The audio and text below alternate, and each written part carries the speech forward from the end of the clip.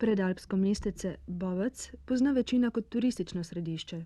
Bovčani in gostitelji pa turizma še niso povsem sprejeli. Prinaša namreč le desetino dohodka njihovega gospodarstva. Resda zaposluje 200 delavcev, toda tamkajšnja industrija jih kar 3-krat več. Prav Bovec pa ima zavidljive turistične možnosti, od smučanja pozimi in poleti do kajakaških brzic in ribiških tolmunov Soče ter mikavnih gorskih tur. Toda to turistu še ni dovolj. Tega so se končno zavedli tudi gostitelji.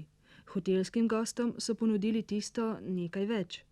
Vsak dan lahko izbirajo med organiziranimi izleti, kulturnimi in družabnimi prireditvami, aerotaksijem, po pripravljenem vodiču se lahko odpravijo na 40 km urejenih sprehajalnih poti ali pa si sposodijo kolo.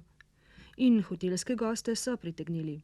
V juliju jih je že bilo za četrtino več kot lani.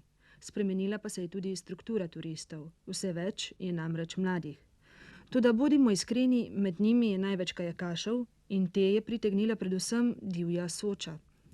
Če je to možnost poletnega turizma v Bovcu, potem bo treba še marsikaj postoriti. Prvi se tega ni zavedel domačin, pač pa Koprčan, ki je organiziral sposojevalnico za kajake, začetniške tečaje in pogumne vodi po Sočinih brzicah. Domačini pa prodajajo star kajakaški vodič, marsikateri turist prinese bolj izpopolnjenega o naši Soči kar sam. Pa tudi sicer so kajakaši prepuščeni sami sebi, saj ob reki niso označene težavnostne stopnje spusta, niti nevarni vrtinci.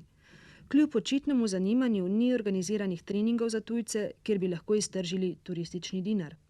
Tuji kajakaški klubi sicer prihajajo, toda znajti se morajo sami. Bovčane torej čaka ob reki še precej dela.